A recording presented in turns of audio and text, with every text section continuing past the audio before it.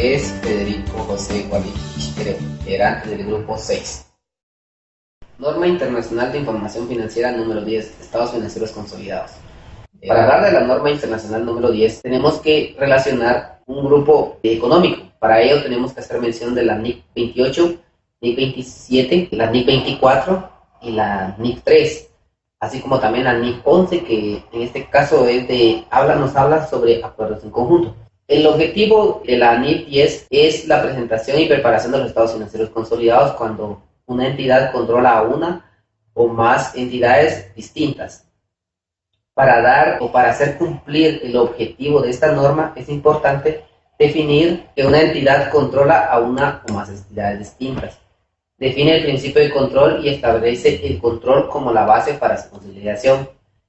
Establece la forma en que se aplicará el principio de control para identificar si un inversor controla una participada, por ello debe consolidar dicha entidad.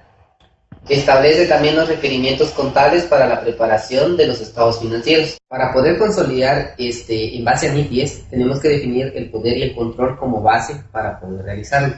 En este caso, consolidaremos estados financieros cuando se trate de una subsidiaria. Una subsidiaria es una entidad que es controlada por una controladora. También lo haremos cuando se trate de una asociada o bien cuando sea negocios en conjunto, tal como lo dice la NIC 28. En este caso también haremos mención de la NIC 24, que serían partes vinculadas, que es cuando las entidades tienen información a revelar entre ellas. En esos momentos es donde tenemos que evaluar y consolidar los estados financieros. El alcance de la NIC 10 nos dice que todas las entidades controladoras deben presentar estados financieros consolidados, pero hay excepciones. En este caso, una de las excepciones es cuando la entidad controladora informa a todas las otras partes no controladoras que no va a presentar estados financieros y ninguno de ellos tiene objeción. También cuando no cotiza en bolsa y no tiene ninguna intención de cotizar en bolsa. Y también cuando una controladora final o las controladoras intermedias ya han presentado estados financieros consolidados. En ese momento es donde esta entidad va a presentar estados financieros consolidados. Eso sería el alcance y el objetivo de la NIC 10. Mi nombre es Melvin Arnoldo Macía y voy a seguir explicando la NIF 10, Estados Financieros Consolidados. En el apéndice A encontramos sus definiciones. Dentro de las más relevantes vamos a mencionar que es una subsidiaria, que es poder, que es control, que es entidad de inversión, que es una controladora, o cuáles son las actividades relevantes y cuál es el control de una participada. Al hablar de control, es cuando un inversor controla una participada cuando está expuesta o tiene derechos a rendimientos variables procedentes de su implicación en la participada y tiene la capacidad de influir en esos rendimientos a través de su poder sobre esta. También, cuando hablamos de control, no se nos debe escapar los tres elementos fundamentales. El primer elemento es poder sobre la participación. El segundo elemento es la exposición o derecho a los rendimientos procedentes de su implicación en la participada. Y el tercer elemento, la capacidad de utilizar su poder sobre la participación para influir en el importe de los rendimientos del inversor. Cuando hablamos de la NIC 10 no debemos de dejar escapar las otras normas que conllevan a la norma 10 y es la NIF 11 que se llama acuerdos conjuntos, la NIC 28 inversiones en asociadas y la NIF 9 de instrumentos financieros. Cuando hablamos nosotros de poder es cuando un inversor tiene poder sobre una participada cuando éste posee derechos que le otorgan la capacidad de dirigir las actividades relevantes, es decir, todas aquellas actividades que afectan significativamente a los rendimientos de la participada.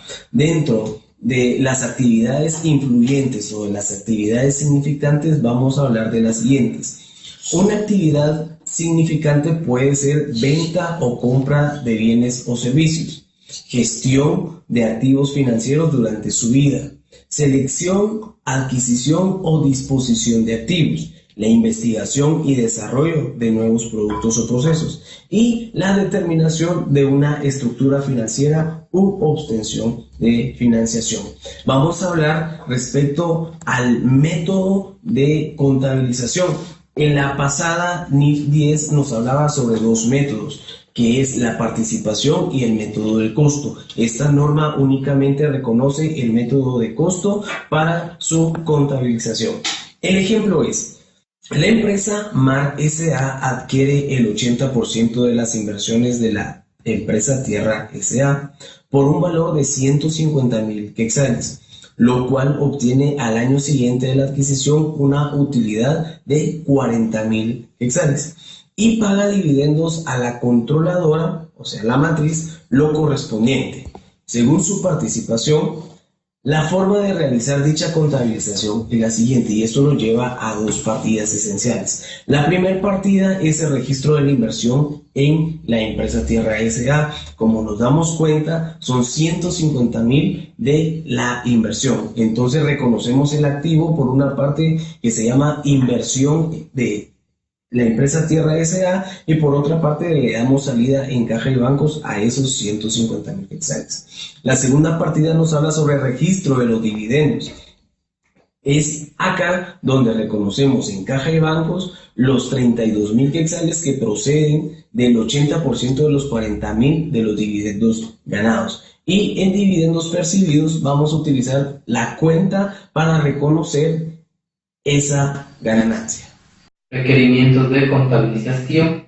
Para la consolidación de estados financieros se deben combinar partidas similares de activos, pasivos, ingresos, gastos, patrimonio y flujo de efectivo de la controladora con las de sus subsidiarias, eliminar el importe en libros de la inversión de la controladora en cada subsidiaria, eliminar en su totalidad las transacciones de activos, pasivos, patrimonio, ingresos, gastos y flujo de efectivo realizadas entre compañías del grupo. Para eso se necesitan las mismas políticas contables. Si un miembro del grupo utiliza diferentes políticas contables, deberán realizar los ajustes adecuados. La medición. Una entidad incluirá los ingresos y gastos de una subsidiaria de los estados financieros consolidados desde la fecha en que tenga el control hasta la fecha en que cese dicho control sobre la subsidiaria. La fecha de presentación. Los estados financieros de la controladora y la de subsidiaria deberán estar referidos a la misma fecha de presentación. Pérdida de control. Cuando una controladora pierde el control sobre una subsidiaria, dará de baja las cuentas de activos y pasivos de la entidad que ha dejado de ser subsidiaria. Se reconocerá cualquier inversión conservada de la antigua subsidiaria a su valor razonable. Reconocerá la ganancia o pérdida asociada a la pérdida del control atribuible de la controladora. Determinación si una entidad es una entidad de inversión. ¿Cómo? Porque obtiene fondos de uno o más inversores. Se compromete con sus inversores a que su propósito de negocio sea únicamente a la inversión para la apreciación de capital y ingresos de inversión. Mide y evalúa rendimientos con base al valor razonable. Las características: que tiene más de una inversión y tiene más de un inversor. La guía de aplicación para las inversiones: que tengan el mismo propósito de negocio, una estrategia de salida y ganancias procedentes de la inversión, y medir al valor razonable. Mi nombre es Marilyn Sigüenza. Este es el caso número 3 de estados financieros consolidados. Para este caso, la estructura de poder no es evidente, por ello es necesario identificar las actividades relevantes. El caso nos indica lo siguiente. La sociedad A es una sociedad farmacéutica británica que quiere expandir su negocio en Guatemala, donde el mercado es difícil de penetrar sin la asistencia de un socio local. Para ello, decide cofundar la sociedad B al 50% de la sociedad E. La sociedad E es originaria del país y ayudará a introducirse en el mercado local. En este caso, las actividades relevantes no son constantes durante el tiempo, por ello debemos distinguirla en dos fases. La fase 1, que será la fase de introducción, nos indica lo siguiente. Las sociedades A y E firman un acuerdo que describe lo siguiente. La sociedad E guiará la gestión de la sociedad B durante el primer año, eligiendo para ello al equipo de dirección de la sociedad C y tomando decisiones sobre las inversiones estratégicas. En esta fase, Es la fase de introducción y durante el primer año las actividades relevantes son controladas por el socio local, que es el socio E, que será quien controle y deba consolidar los estados financieros.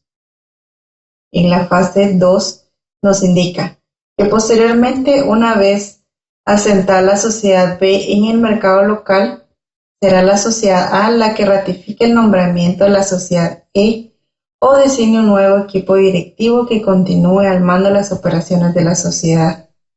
Además, a partir del segundo año, la sociedad B no podrá repartir beneficios a menos que la sociedad A así lo designe. En esa segunda fase, que es la fase de maduración del negocio, donde las actividades relevantes serán controladas por la sociedad A, que es quien tiene el know-how de las farmacéuticas y que a su vez controla el retorno de la inversión. Por tanto, a partir del segundo año, la sociedad A ostenta el control y debe consolidar la sociedad B dentro de sus estados financieros consolidados.